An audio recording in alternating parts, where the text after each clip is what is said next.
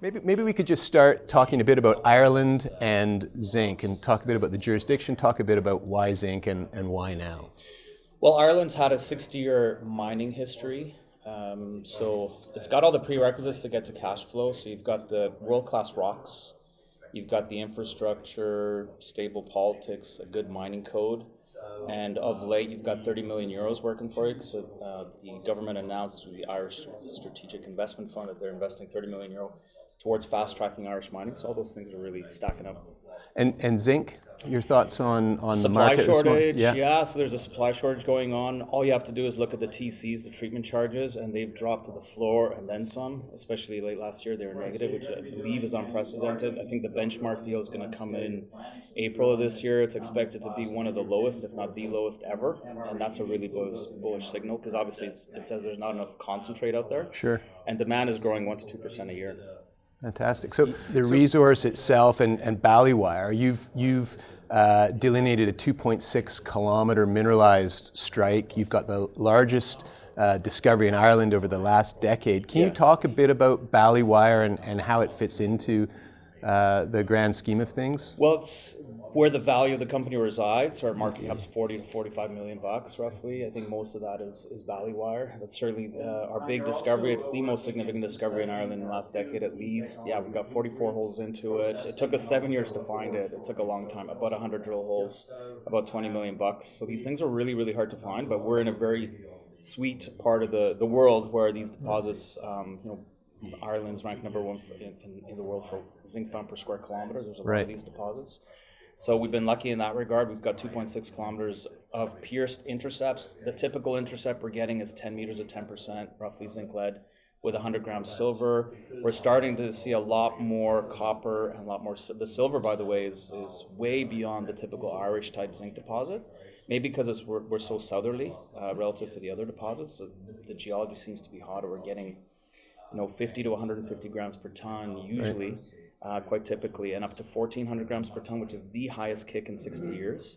Plus, we're getting germanium as well in there, so 10 grams to 70 grams per ton.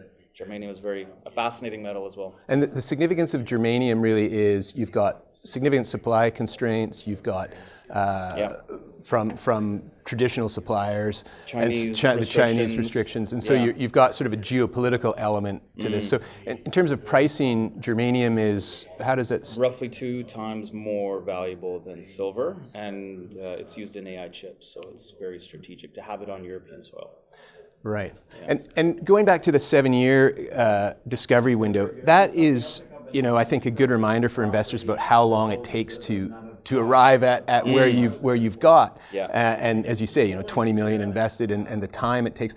What is it? What are the constraints when you're talking about 7 years? Is it technical? Is it capital? Is it jurisdictional hurdles? How should investors think about that timeline and the importance of patience? Yeah, it's an interesting question. It's mostly driven by, I guess, the geology. So, it takes a long time to go from concept to discovery hole, just because you have to figure out where you are geologically. And in Ireland, the best way to do that is through drilling. Right. And it just takes a while to get there. But obviously, if we had unlimited money, yes, we probably would have shortened that runway to get to discovery. But obviously, you're sort of starting off with concept.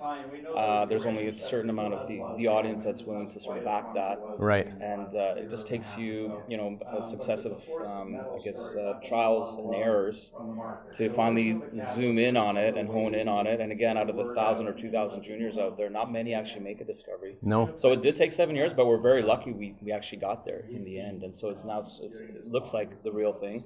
And that's why Mike Gentile just joined the board, because he's been a big backer of ours, our number 2 shareholder, other than Glencore as our number 1 shareholder. Right. But Mike's just hopped on the board as of late last year, which is fantastic to see. And that's on the back of Ballywire really starting to look like the real thing. So, 44 holes, back to your original question, 44 holes into it.